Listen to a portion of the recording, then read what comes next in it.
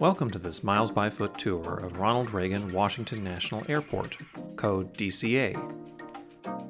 Of the three airports serving the Washington, D.C. area, DCA is by far the closest, just 3 miles from the National Mall. DCA is the primary airport used by people actually visiting the capital, and you'll see many of Washington's most famous monuments and attractions from the air on approach. DCA has unique restrictions placed on it thanks to how close it is to the capital.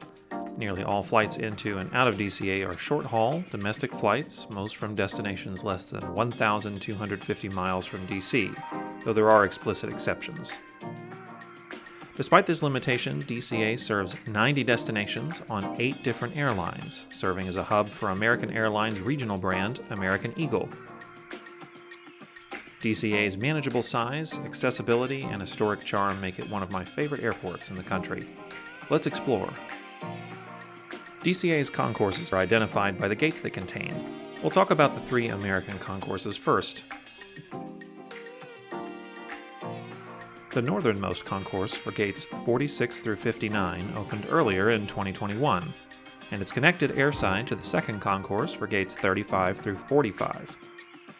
These 2 concourses are connected behind a common TSA checkpoint by an airside walkway. Because most of the flights through DCA are on small regional jets, the gates are close to one another.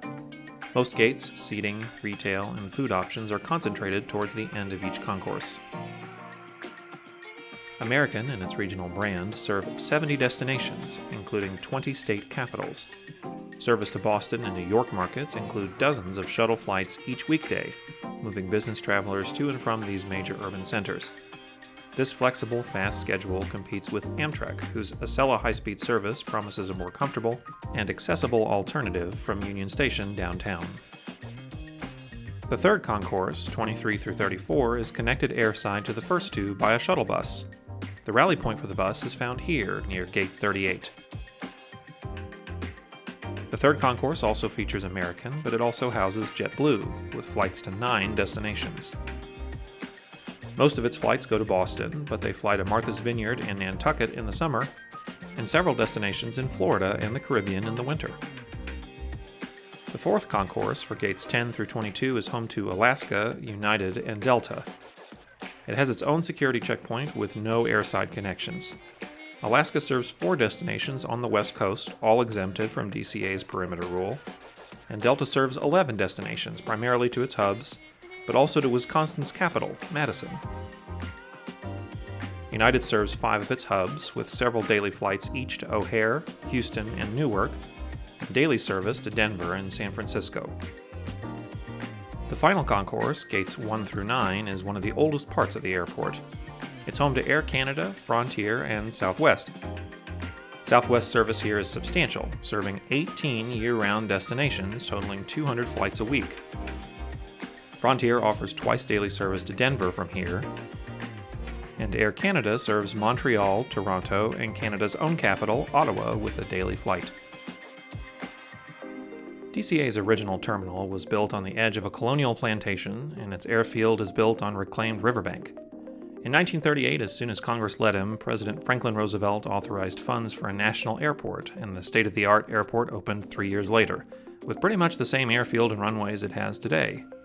The original terminal's facade remains and has been restored, looking much like it did 80 years ago.